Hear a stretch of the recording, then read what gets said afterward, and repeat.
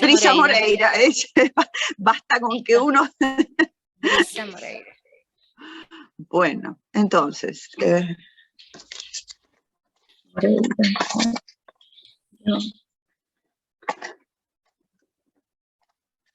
Bueno, listo, voy a correr esto, a ver, vamos a correr esto para allá. Bueno, entonces, para ponerlo grande, así lo ven bien.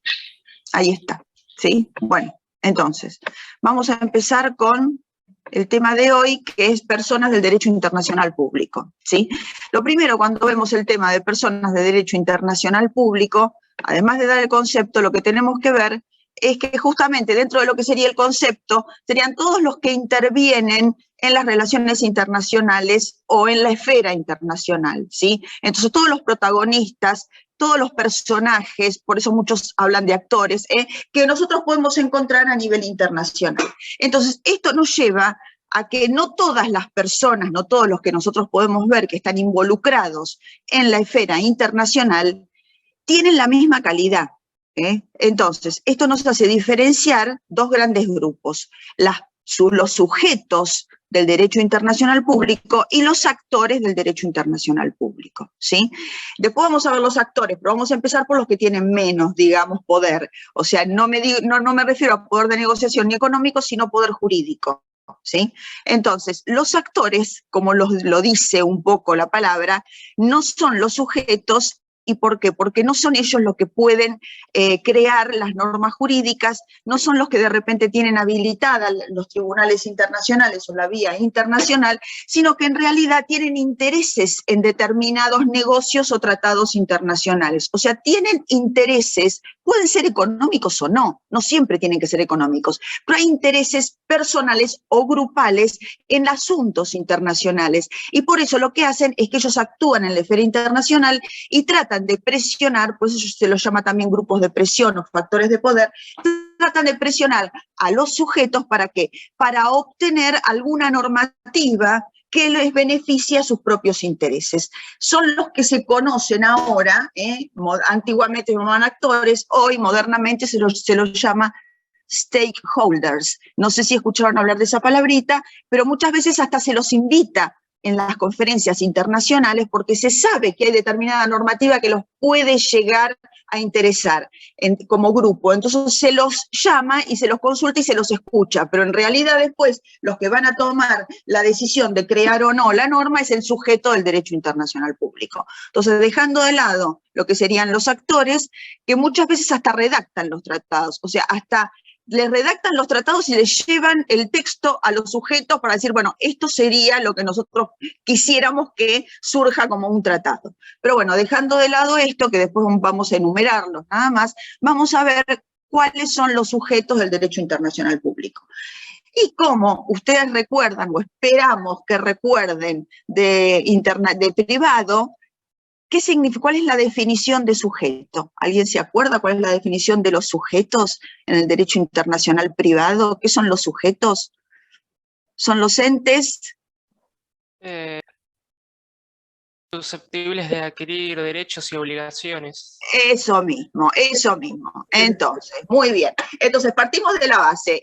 Como otra rama del derecho, que es el derecho internacional público, partimos del mismo concepto. O sea, son justamente los entes susceptibles de adquirir derechos, contraer obligaciones, que tienen habilitada la vía internacional, y acá nos diferenciamos un poco de internacional, de lo que sería el derecho privado, ¿sí?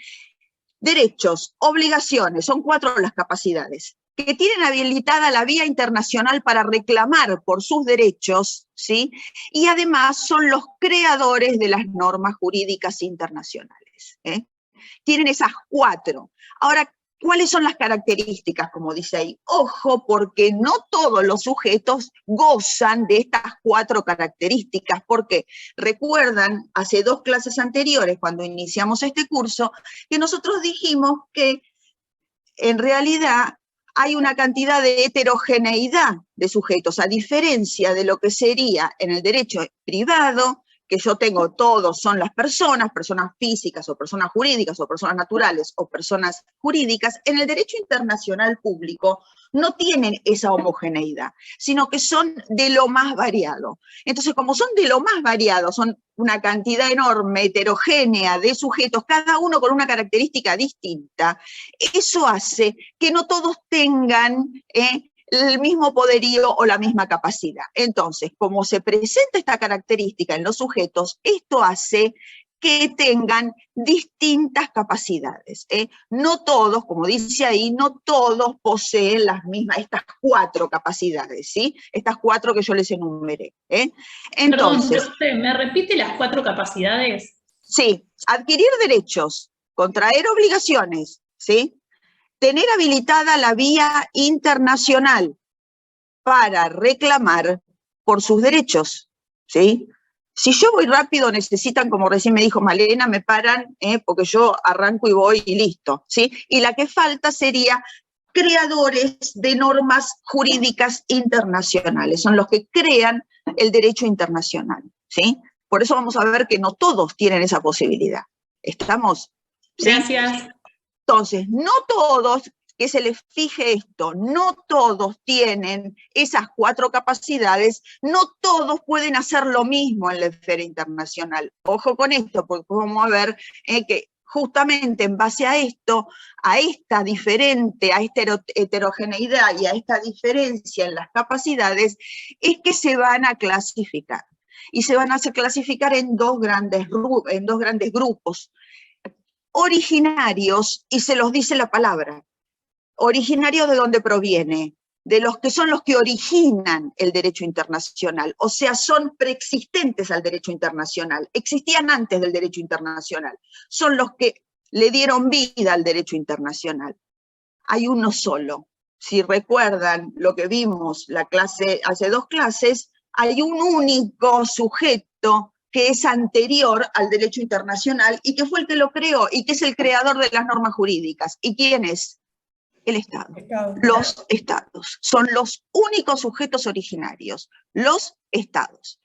Pero recuerdan que habíamos dicho que el derecho internacional evolucionó, que al principio se dividía con el privado porque decíamos que regía las relaciones entre los estados, y las relaciones entre las personas naturales o las personas humanas o las organizaciones o determinadas personas jurídicas, la regía ¿quién? El derecho internacional privado. Pero después recuerdan que modernamente esto se fue confundiendo un poco y aparecieron otros sujetos.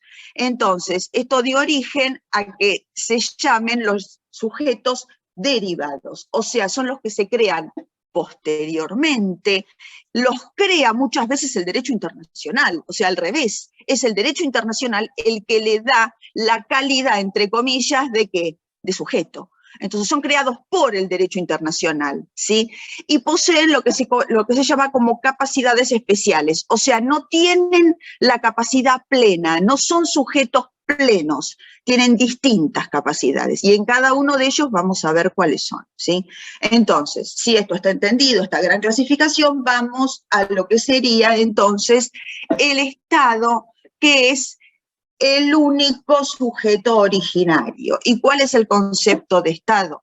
Bueno, tienen varios conceptos, pero la idea es que es una persona jurídica internacional que es soberana dentro de los límites territoriales, que está compuesto por una comunidad de individuos a los cuales está relacionado, los une un nexo por ahí que puede ser religioso, o puede ser racial, o puede ser lingüístico, ¿sí? Pero lo importante es que la finalidad tienen un fin que es político-social y que es el bien común. Eso es lo que caracteriza al Estado. Y en base a esta definición fuimos dando cuáles son los elementos del Estado. Entonces, en síntesis, se habla de una comunidad jurídica y políticamente organizada. Eso sería en síntesis el concepto de Estado. En base a esta definición mucho más extensa, fuimos dando los elementos. Y al dar los elementos, nosotros seguimos una teoría que la sigue en la mayoría de los libros, que es la teoría esta que está acá de Jelinek, teoría trialista, voy a correr esto, ahí está. Teoría, trialista de Jelinek. Teoría trialista, ¿qué significa? Bueno, que todo Estado, para ser tal si no es Estado, tiene que tener 3 elementos. Esos serían los 3 elementos básicos del Estado. Si falta alguno de esos elementos, entonces ya no es un Estado. Esos elementos son el territorio, bien soberana dentro de sus límites territoriales, cuando dijimos esa definición, que está compuesta por un conjunto de individuos, o sea, población. Si no hay población, no hay Estado. Por eso cuando uno dice, bueno, no todos somos parte del Estado, ¿sí? Y un gobierno, y el gobierno, ¿qué característica tiene? Buscar la finalidad, el bien común, ¿sí? Después vamos a ver que hay otros autores, en base a la Convención de Montevideo de 1933, que le agregan un cuarto. Pero muchos dicen, bueno, que estaría dentro de lo que es el gobierno. Pero bueno, lo decimos porque eso está en una convención y que Argentina es parte, ¿sí? ¿Qué diferencia hay entre el Estado y la nación? Esto creo que es de 5º año, chicos. O sea, ustedes ya están terminando la carrera. O sea, ¿qué diferencia el Estado de la nación? ¿Qué es una nación? ¿Qué es un Estado? Si bien Argentina en la Constitución los toma como sinónimos, Estado argentino o nación argentina, no es sinónimo para el derecho internacional, ¿sí? ¿Qué diferencia hay entre el Estado y la nación? ¿Qué es una nación? Es un grupo de personas... Si la nación no tiene necesariamente territorio. No tiene territorio, no necesariamente. Está bien, sí, no tiene territorio, justamente. O sea, es una comunidad de individuos que se encuentra unida, ¿por qué? Puede ser por vínculos étnicos, lingüísticos, religiosos, pero que está ¿dónde? En territorio de otro, ¿sí? Entonces, lo que no tiene la nación es el territorio que sí tiene el Estado. Por eso vieron que hay muchos estados en los cuales coexisten varias naciones. Y muchas de esas naciones, en un momento, ahora por ahí se apaciguaron un poco, después no, pero en un momento se rebelaban contra el Estado y querían formar su propio Estado. El tema era que no tenían territorio y que nadie le quiere dar el territorio. Justamente el territorio es un recurso muy preciado en lo que es el derecho internacional, justamente, ¿sí? Entonces, teniendo en claro esta diferencia, vamos a la clasificación de los estados. Y se pueden clasificar en cuanto a sus distintos elementos. Entonces, lo primero, clasificación en cuanto al territorio. Primero hay que dar el concepto de territorio. ¿Y qué es el territorio? El territorio es lo que sería un elemento pasivo, se lo llama, es el elemento pasivo. Es el ámbito físico, es el espacio geográfico que justamente asienta, sirve de base o de asentamiento ¿de quién? De esa población, de esa comunidad de individuos. Si no, no estaría, tiene que estar físicamente, las bases tienen que estar físicamente sostenidas en un espacio geográfico.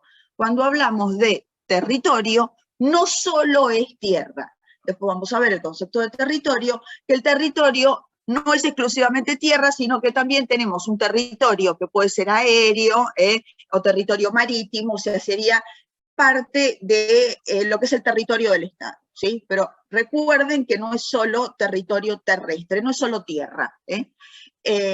Justamente en cuanto al territorio, yo les había comentado también que no todos los estados son iguales en cuanto a la extensión, ni en cuanto al poder de negociación, ni en cuanto a los recursos naturales, a la capacidad que tengan de generar o de tener recursos naturales. Entonces, eso hace que se los clasifique, y muchos hablan del espacio vital, el llamado espacio vital, en distintas categorías. Tenemos primero estados gigantes, que son los que tienen amplia capacidad territorial, y que además la población está muy dispersa, porque es tan grande, tan extenso el territorio, que no hay esa concentración de la población. Por eso se habla en estos casos de espacio vital. Tienen muchos recursos. Estos estados gigantes, ¿a quién se les ocurre poner como un estado gigante? Que tenga a Rusia, por ejemplo, a China, por ejemplo, ¿sí? Después vamos de mayor a menor. Después vamos a los estados grandes. Los estados grandes, en cuanto a que tienen una extensión grande, ¿a quién ubicarían como ejemplo? Argentina. Argentina, típico, ¿sí? Después vamos ya a los medianos, y los medianos ya no tienen, tanto los gigantes como los grandes tienen ese espacio vital, lo que se llama el espacio vital. En cambio, los medianos ya no, ya están más compactos. Y dentro de los medianos, ¿a quiénes ubicaríamos? Por ejemplo, España, por ejemplo, ¿sí? Después ya vamos chiquititos, ya vamos a los pequeñitos, a los pequeños, que son como una provincia de uno de estos grandes, Uruguay, por ejemplo, y después, que es un estado, uno dice, ¿es un estado? Sí, es un estado, aun cuando no tenga casi extensión territorial, que sea menos que La Matanza, si se pueden a pensar, son los llamados microestados, que son estas islas muy chiquititas, o San Marino, que es un puntito en el mapa. Bueno, son estados, y jurídicamente, por supuesto, no geográficamente, no en cuanto a recursos naturales, no en cuanto a poder económico, ni poder de negociación, pero jurídicamente son iguales. Y para Naciones Unidas en la Asamblea, uno de estos tiene el mismo voto que un gigante para la Asamblea de Naciones Unidas. O sea, jurídicamente rige el principio de igualdad para ellos, ¿sí? ¿El Vaticano entra como microestado?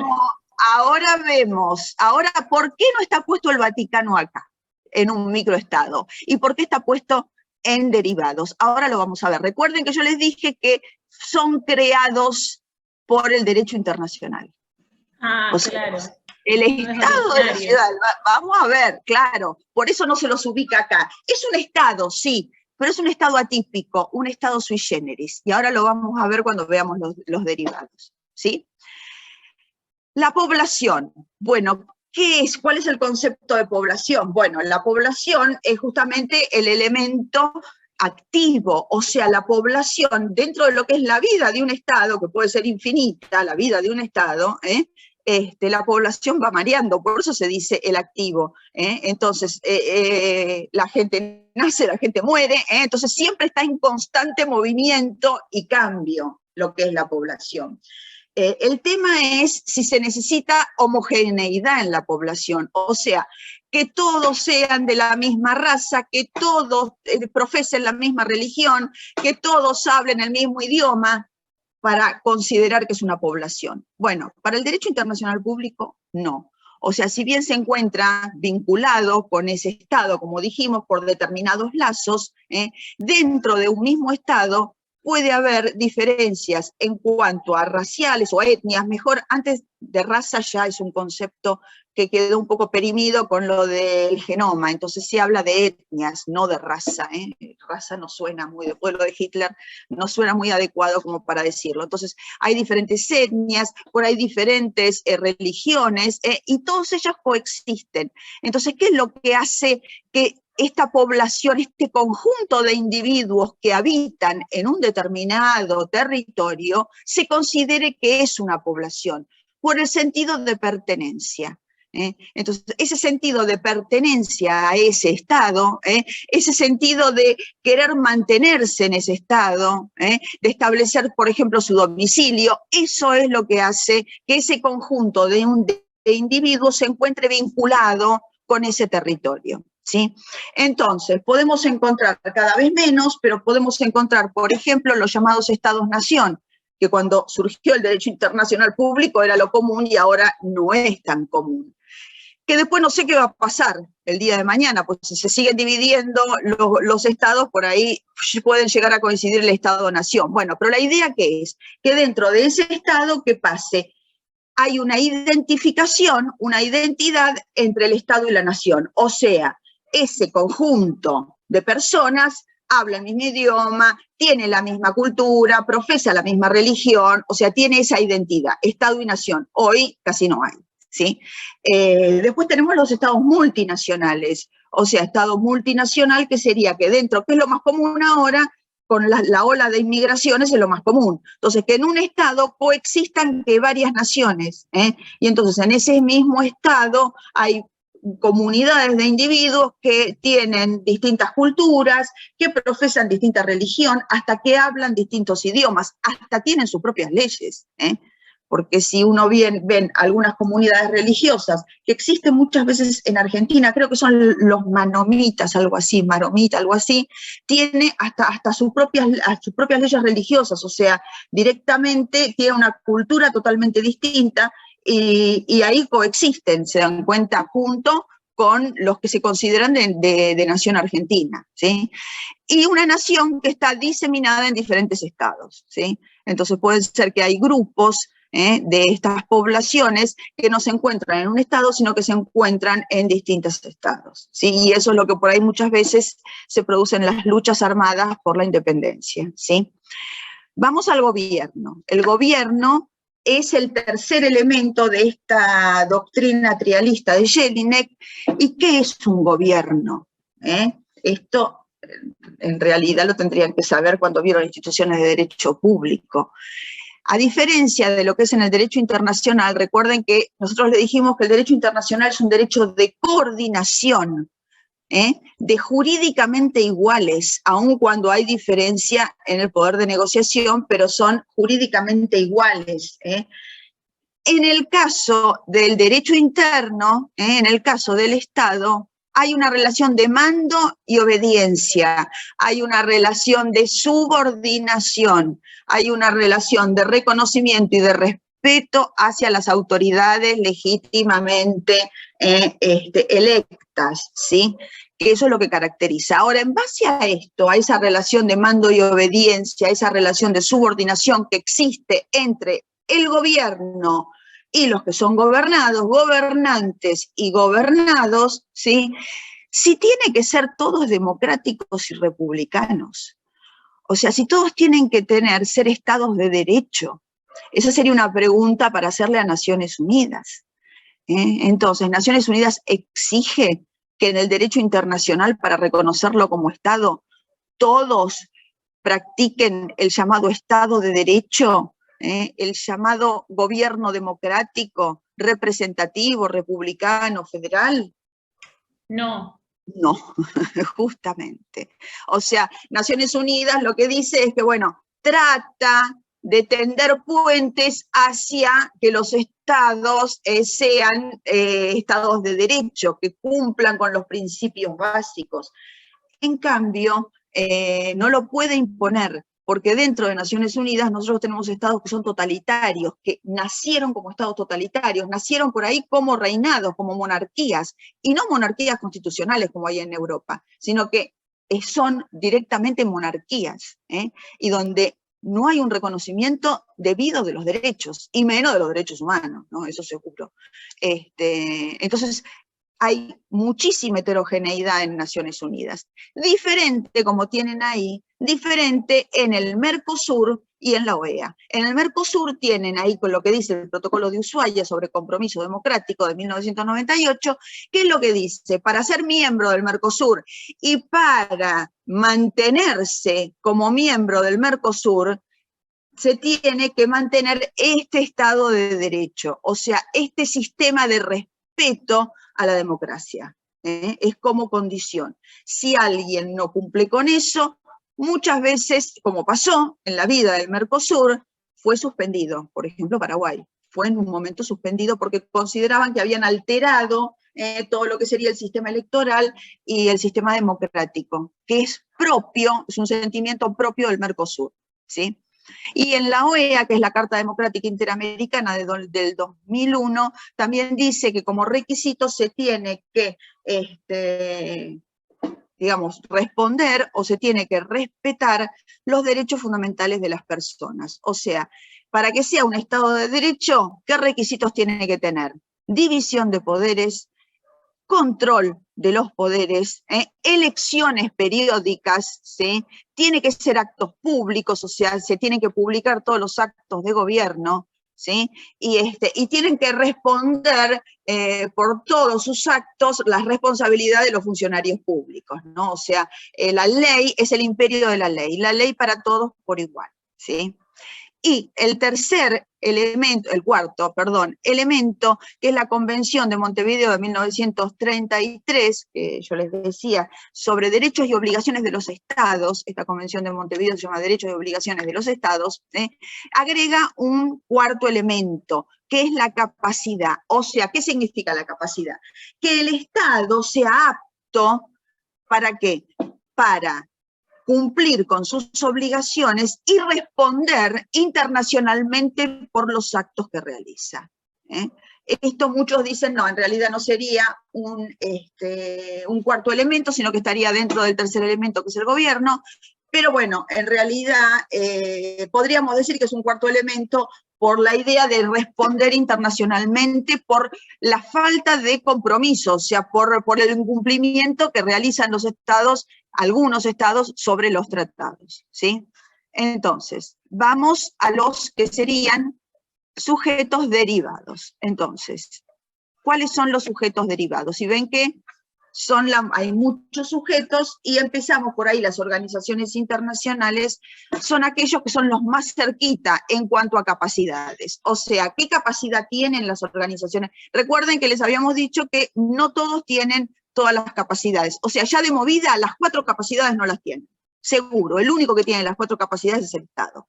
Entonces, organizaciones internacionales. Bueno, ¿qué capacidad tienen las organizaciones internacionales? Bueno, ¿cuál es el concepto? Bueno, las capacidades que tienen las organizaciones internacionales, porque fue justamente la Corte Internacional de Justicia la que ha dicho, la que ha definido un poco, no definido lo que es un organismo internacional, pero sí la que ha establecido que es un sujeto diferente de los estados, sujeto propio, tiene 3 de las 4, 3 de las 4. Entonces, la primera sería adquirir derechos, segunda, contraer obligaciones, y ellos pueden litigar en los tribunales internacionales, ¿sí? O sea, las organizaciones internacionales pueden ser parte en un juicio. Lo que no pueden es crear de repente normas internacionales que sean obligatorias, ¿sí? ¿Quiénes crean esa norma? Los estados que forman parte de esa organización internacional.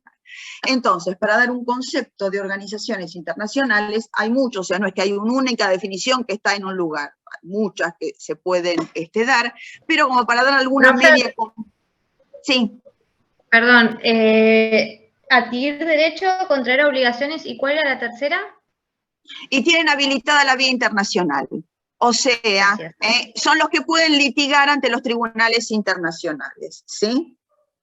Entonces, como para dar algún concepto, porque después de ese concepto vamos a hacer igual que hicimos con los estados, de ese concepto vamos a desglosar lo que serían los elementos, ¿sí? Entonces, lo primero que es una asociación de estados, por eso se llama internacionales, o sea, para constituir un organismo internacional tenés que ser un estado, Entonces, es justamente esto, es una asociación voluntaria, entonces acá otra vez lo que vieron con la profesora, esto de ello no le aplica un tratado, sino da su consentimiento. Entonces, es una asociación voluntaria de estados que justamente se caracteriza ¿por qué? Por crear una voluntad diferente de la de sus miembros, que a su vez se expresa en organismos propios, ¿sí?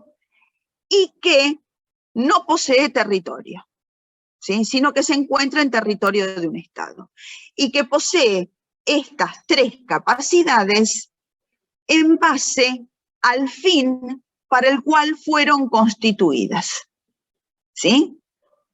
Entonces, en base a esto tenemos, primer elemento, estados. Es una asociación de estados, constituida exclusivamente por estados. ¿Cómo se constituye? Y ustedes lo vieron en la clase pasada, hay un tratado. ¿Cómo se llama ese tratado? Que crea un organismo internacional, tratado marco. O sea, los estados forman un nuevo sujeto ¿a través de qué? Del tratado marco, que es el que constituye el organismo internacional y además va modificando su estructura. En ese tratado se establece, ¿qué se establece en ese tratado? Bueno, ¿cuál es el interés que tiene? ¿Para qué se ha constituido? ¿Cuál es la finalidad y cuál es la función de ese organismo internacional? ¿Sí?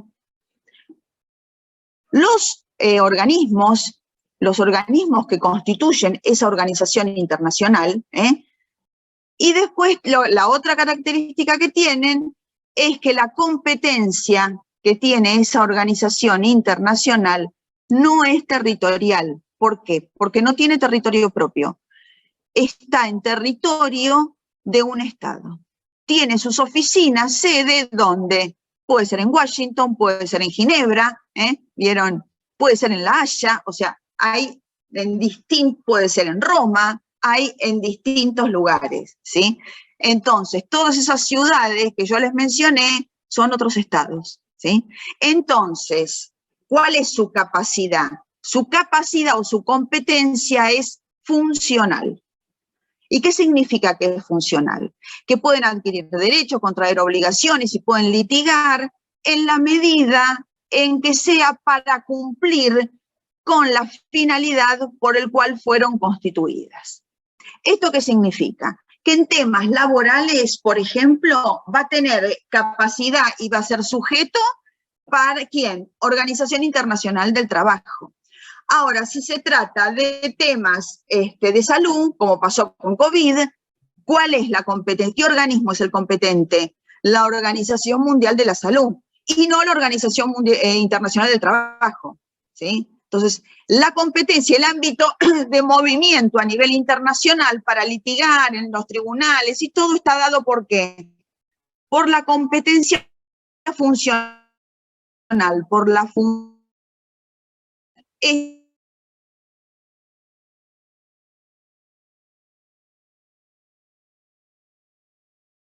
constituye.